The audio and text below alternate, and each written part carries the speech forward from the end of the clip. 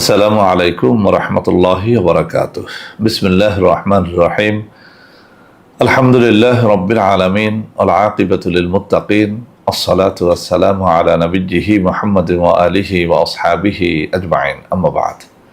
সম্মানিত দিনদার ভাই বোনেরা, আজ আমি আপনাদের জন্য অত্যন্ত চমৎকার একটা ভিডিও নিয়ে হাজির হয়েছি। বন্ধুরা আমার, আপনারা জানেন গত কয়েক বছর পর্যন্ত আমি বাংলাদেশের বিভিন্ন প্রান্তে সফর করে বেড়াচ্ছি। আলহামদুলিল্লাহ, যেখানেই যাচ্ছি অসংখ্য অগণিত ভাই বোন আমার সাথে দেখা সাক্ষাৎ করে তাদের নানা রকম সমস্যার কথা তুলে ধরছেন। আমিও আমার সাধ্যানুযায়ী তাদের সাহায্য করার চেষ্টা করে যাচ্ছি। বন্ধুরা আমার, আল্লাহ রাব্বুল আলামিনের কাছে এই প্রার্থনা করি, আল্লাহ রাব্বুল আলামিন যেন আমাকে আমৃত্যু মানুষের খেদমতে নিয়োজিত রাখেন, আমিন। বন্ধুরা আমার, আমাদের প্রত্যেকের জীবনে এমন কিছু সমস্যা থাকে যে সমস্যা থেকে মুক্তির কোনো পথ আমরা খুঁজে পাই না। এমন কিছু অসুখ বিসুখের মধ্যে আমরা মাঝে মধ্যে আক্রান্ত হই যে অসুখ বিসুখ থেকে রক্ষার, মুক্তির কোনো পথ আমরা খুঁজে পাই না। আমাদের জীবনে এমন কিছু আশা মাঝে মধ্যে আমাদের মনের মধ্যে চলে আসে যে আশা পূরণের কোনো পথ আমরা খুঁজে পাই না। আবার এমন কিছু শত্রুর দ্বারা আমরা আক্রান্ত হই যেসব শত্রুর হাত থেকে বাঁচার কোনো রাস্তা আমরা খুঁজে পাই না। তো বন্ধুরা আমার, এমন সব জটিল সমস্যার সমাধানে আজকে আমি এমন কিছু আমল নিয়ে কথা বলবো যে আমলগুলো করলে আপনি নিঃসন্দেহে, আমি আবারও বলছি, যে আমলগুলো করলে আপনি নিঃসন্দেহে আপনার জটিল ও কঠিন সমস্যা থেকে মুক্তি পেতে পারবেন ইনশাআল্লাহ। তো বন্ধুরা আমার, আজকের এই ভিডিওটি না টেনে একেবারে শুরু থেকে শেষ পর্যন্ত আপনি দেখুন। ইনশাআল্লাহ এই ভিডিওটি হতে পারে আপনার জীবনের একটা অন্যতম সেরা ভিডিও, যেটির মাধ্যমে আপনার জীবনটাই পরিবর্তন হয়ে যেতে পারে ইনশাআল্লাহ। তো বন্ধুরা আমার, প্রথম যে আমলটির কথা বলবো সেটি হচ্ছে দুরূদ শরীফ। দুরূদ শরীফ কি এটি আমরা জানি। পবিত্র কোরআনুল কারীমের মধ্যে বলা হয়েছে, ইন্নাল্লাহা ওয়া মালাইকাতাহু ইউসাল্লুনা আলান নবী ইয়া আইয়ুহাল্লাযীনা আমানু সাল্লু আলাইহি ওয়া সাল্লিমু তাসলিমা। এই আয়াতের একেবারে সার কথা যেটা, সেটা হচ্ছে আল্লাহ রাব্বুল আলামিন এবং তার ফেরেশতারা আল্লাহ রাসূল সাল্লাল্লাহু আলাইহি ওয়াসাল্লামের উপরে দুরূদ পাঠ করে থাকেন।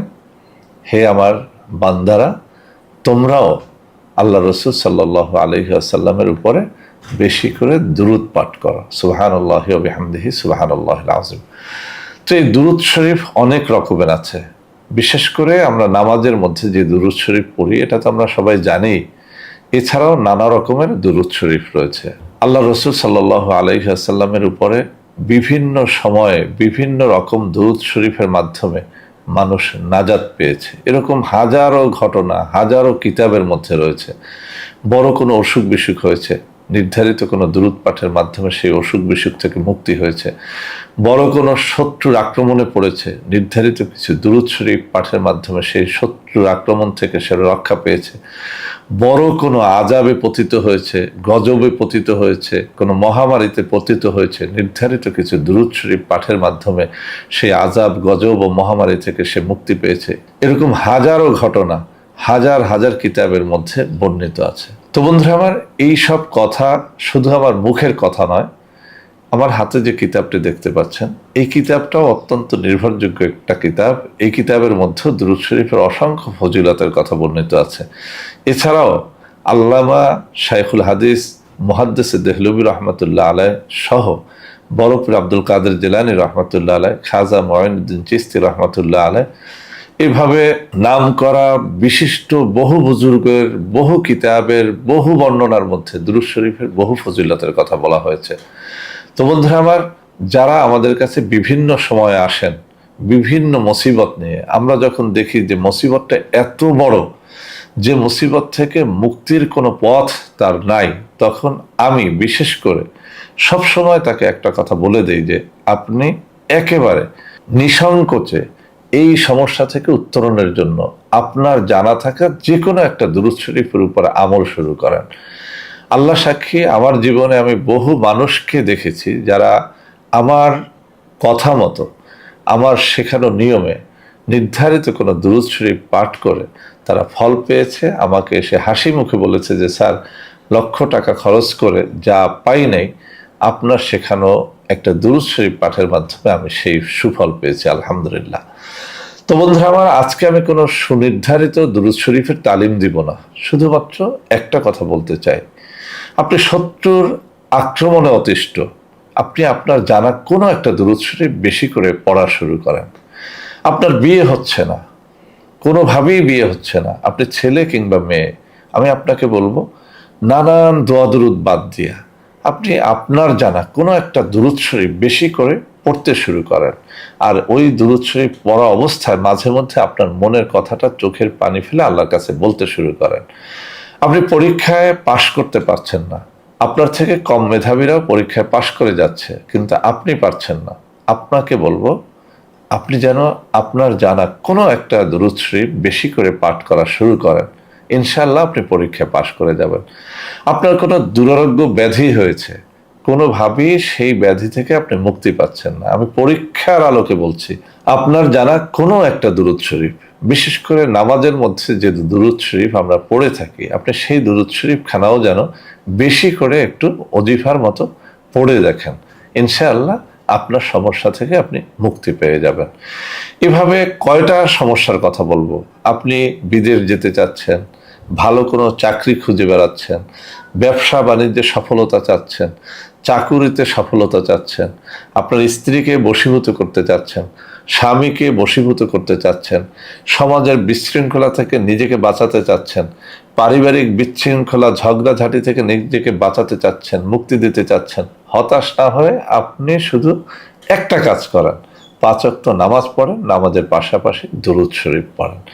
তো বন্ধুরা আমার, এই দুরূদ শরীফ পড়ার জন্য আপনার দিলটা থাকতে হবে অবশ্যই পবিত্র, আপনাকে হতে হবে নামাজি, আপনাকে হতে হবে হালাল রিজিক অন্বেষণকারী। আপনি সুদ খেলেন, হারাম খেলেন, গাঁজা খেলেন, নেশা করলেন, আর সেই মুখ দিয়ে দুরূদ শরীফ পড়লেন, আসলে সেটা হবে না। এই দুরূদ শরীফের ফজিলতের উপরে আমার জীবনের ছোট্ট একটা ঘটনা আমি এই ভিডিওর শেষের দিকে বলবো, যদি আপনাদের ভালো লাগে সেই পর্যন্ত ভিডিওটা না টেনে যেন দেখেন, ইনশাআল্লাহ এর দ্বারা আপনারা অবশ্যই ফায়দাবান হতে পারবেন। দুরূদ শরীফের সব থেকে বড় ফজিলত হচ্ছে আল্লাহ রাসূল সাল্লাল্লাহু আলাইহি ওয়াসাল্লামের দর্শন লাভ করা, অর্থাৎ স্বপ্ন যোগে তার দিদার নসিব হওয়া। সুবহানাল্লাহি ওয়া বিহামদিহি সুবহানাল্লাহিল আযীম। অসংখ্য অগণিত মানুষ, অসংখ্য অগণিত আউলিয়া কেরাম বেশি করে দুরূদ শরীফ পাঠের মাধ্যমে আল্লাহ রাসূল সাল্লাল্লাহু আলাইহি ওয়াসাল্লামের দিদার লাভে ধন্য হয়েছেন। কোন কোন হাদিসের মধ্যে আল্লাহ রাসূল সাল্লাল্লাহু আলাইহি ওয়াসাল্লামের দিদার সম্পর্কে বলা হয়েছে যে, যে ব্যক্তি স্বপ্নে আল্লাহ রাসূল সাল্লাল্লাহু আলাইহি ওয়াসাল্লামকে কখনো দেখবে, সে যদি ঈমানের উপরে মৃত্যুবরণ করে, সে জান্নাতবাসী হবে। সুবহানাল্লাহি ওয়া বিহামদিহি সুবহানাল্লাহিল আযীম। আরেকটা আমলের কথা বলে দিচ্ছি, যে কোনো সমস্যা থেকে মুক্তির জন্য তাহাজ্জুদ নামাজ। তাহাজ্জুদ নামাজ কিভাবে পড়তে হয়, বিভিন্ন কিতাবের মধ্যে সহজ নিয়ম বর্ণিত আছে, একেবারে সহজভাবে আমি শিখিয়ে দিচ্ছি। ভোর রাত্রে আপনি জাগ্রত হবেন, কেননা এই সময়টার কথা বিভিন্ন হাদিসে বিভিন্ন ফজিলতের কথা বলা হয়েছে। তার মধ্যে একটা কথা হচ্ছে এভাবে যে, আল্লাহ রাসূল সাল্লাল্লাহু আলাইহি ওয়াসাল্লাম বলেন যে, যখন রাত্র গভীর হয় আল্লাহ রাব্বুল আলামিন তখন নিকটতম আসমানে নাজিল হন এবং বান্দাকে ডেকে ডেকে বলতে থাকেন যে, কে আছো গুনাহগার, তুমি তোমার গুনাহ থেকে তওবা করো, আমি তোমার গুনাহকে মাফ করে দেব। কে আছো অভাবী, আমার কাছে তোমার রিজিকের কথা বলতে থাকো, তোমার অভাব আমি দূর করে তোমাকে আমি রিজিক দিয়ে দেব। এভাবে এক একটা সমস্যার কথা উল্লেখ করে করে আল্লাহ রাব্বুল আলামিন বলতে থাকেন নিকটতম আসমানে এসে। তো ওই সময়টাতে আমরা অনেকেই অলসের মতো ঘুমিয়ে থাকি। আমি আপনাকে বলবো, আপনার জীবনের সমস্যা যত জটিল যত কঠিন হোক না কেন, আপনি যেন এই সমস্যা থেকে মুক্তির জন্য সারা দুনিয়াবাসীর কাছে না গিয়ে ভোর রাত্রে উঠে অজু করে 2 রাকাত তাহাজ্জুদ নামাজ পড়ার চেষ্টা করেন। তাহাজ্জুদ নামাজ পড়া একেবারে সহজ, কোনো আরবি নিয়তের আপনার প্রয়োজন নাই। আপনি অজু করবেন, আমি তাহাজ্জুদের নামাজ পড়তেছি, আল্লাহু আকবার এই কথা বলে আপনি হাত বাঁধবেন। যথারীতি আমরা যেভাবে নফল নামাজ পড়ি, একবার সূরা ফাতিহা, সূরা ফাতিহার পরে যে কোনো সূরা মেলানো যায়, বিশেষ করে তাহাজ্জুদের নামাজে আপনি সূরা ইখলাস অর্থাৎ কুল হু আল্লাহ সূরাটা মেলাতে পারেন। একবার, তিনবার, 7বার, 10বার এভাবে পড়তে পারেন। এরপরে রুকু সিজদা করে 2 রাকাত নামাজ পড়ে সালাম ফিরিয়ে দুরূদ শরীফ পাঠ করে আপনি কায়মনোবাক্যে আপনার মনের কথা আপনি এই তাহাজ্জুদ সালাতের শেষে 2 হাত তুলে আল্লাহ রাব্বুল আলামিনের কাছে বলতে পারেন। আপনি পরীক্ষা করে দেখেন, ইনশাআল্লাহ আপনার বিপদ কেটে যাবে, আপনার ন্যাক আশা পূর্ণ হবে, আপনার যে কোনো মকসুদ সেটা যত জটিল হোক কঠিন হোক সেটা অবশ্যই পূরণ হবে। শত্রুর হাত থেকে বাঁচতে পারবেন, রিজিকের অভাব দূর করতে পারবেন। এগুলো আমার মুখের কথা না, এগুলো পরীক্ষিত বাস্তব কথা। বহু কিতাবের মধ্যে এগুলো আছে। আপনি আপনার জীবনে যেন একটুখানি পরীক্ষা করে দেখেন।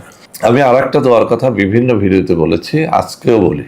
এই দোয়াটিও বিভিন্ন হাদিসের মধ্যে এসেছে যে আপনি ভোর রাত্রে যখন সুবহে সাদেকের সময়টা শুরু হবে তখন জাগবেন, অজু করে পাক পবিত্র হয়ে জায়নামাজের মধ্যে বসে সুবহানাল্লাহি ওয়া বিহামদিহি সুবহানাল্লাহিল আযীম ওয়া বিহামদিহি আস্তাগফিরুল্লাহ, এই দোয়াটা আপনি যদি বেশি করে পাঠ করেন, আপনার অভাব, সেটা যত কঠিন অভাব হোক না কেন, সেটা থেকে আপনি মুক্তি পেয়ে যাবেন। কোনো হাদিসে এই দোয়াটি 41 বার পড়ার কথা বলা হয়েছে, 121 বার পড়ার কথা বলা হয়েছে, কোথাও এটা 500 বার পড়ার কথা বলা হয়েছে। আমি বলবো আপনার সাধ্য মতো আপনি যেন কমপক্ষে 21 বার, আর উপরে আপনি যতটা পারেন অজু করে পবিত্র হয়ে সুবহে সাদেকের সময় এই দোয়াটা পড়েন, সুবহানাল্লাহি ওয়া বিহামদিহি সুবহানাল্লাহিল আযীম ওয়া বিহামদিহি আস্তাগফিরুল্লাহ। এই দোয়াটা পড়ে দেখেন, আপনার যে কোনো আশা পূরণের জন্য এই দোয়াটি যথেষ্ট, আপনার অভাব দূর হওয়ার জন্য এটি যথেষ্ট, আপনার চাকরির জন্য এটি যথেষ্ট, আপনার যে কোনো সফলতার জন্য এটি যথেষ্ট। আমি ব্যক্তি জীবনে এটি পড়ে এত বেশি ফল পেয়েছি যে এখনো পর্যন্ত সুবহে সাদেকের সময় আমি এই আমলটি করে যাই, আলহামদুলিল্লাহ। তো বন্ধুরা আমার, এই যে 3টে আমলের কথা বললাম, দুরূদ শরীফ, এরপরে তাহাজ্জুদের নামাজ, আর একটা ছোট্ট দোয়া, আমি চ্যালেঞ্জ দিয়ে বলছি, আবারও বলছি, আপনার সমস্যা যত বড় হোক না কেন, আপনি হয় এই 3টা আমলই করতে পারেন, অথবা যে কোনো 2টা আমল করতে পারেন, অথবা এই 3টা আমল থেকে যে কোনো একটা আমল করতে পারেন। তবে শর্ত হচ্ছে আপনাকে অবশ্যই হালাল রিজিক অন্বেষণকারী হতে হবে, আপনাকে অবশ্যই 5 ওয়াক্ত নামাজি হতে হবে। পাক পবিত্র দিলে আপনি যদি আল্লাহ রাব্বুল আলামিনের সান্নিধ্য লাভের উদ্দেশ্যে এই দোয়াগুলো পড়েন, ইনশাআল্লাহ এর দ্বারা আপনি সুফল লাভ করতে পারবেন। তো বন্ধুরা আমার, বলেছিলাম ভিডিওটির শেষে দুরূদ শরীফের ফজিলতের উপরে আমার জীবনের ছোট্ট একটা ঘটনা বলবো, আমি সেটা বলছি। আমি যখন কামিল পরীক্ষা দেই, আমার এখনো স্পষ্ট মনে আছে যে আমি একটা শপথ নিলাম যে কোনোভাবেই নকল করব না। আমার কাছে খুব বেশি কষ্টদায়ক মনে হতো যে কামিল পরীক্ষা অর্থাৎ টাইটেল পরীক্ষার সবকটা সাবজেক্টই তো আরবি, কোরআন, হাদিস, ইজমা, কিয়াস, তাফসির, এরপরে ফিকা, যা কিছু আছে সব কিছুই তো আরবি। এর একটা আনসার নাই যেগুলো আরবি বা কোরআন হাদিসের দলিল ছাড়া দেয়া যায়। তো আমি খুব বেশি কান্না করতাম আল্লাহর কাছে যে আল্লাহ, তুমি আমাকে সেই সাধ্যটুকু দাও যে আমি যেন পারি, সবাই নকল করুক কিন্তু আমি যেন পারি একেবারে আল্লাহর হস্তে, আল্লাহর সন্তুষ্টির জন্য আমি যেন সম্পূর্ণ নকল মুক্তভাবে আমি যেন কামিল পরীক্ষাটা দিতে পারি। আল্লাহ রাব্বুল আলামিনের কি ইচ্ছা। আমি খুব বেশি করে দুরূদ শরীফ পড়তাম।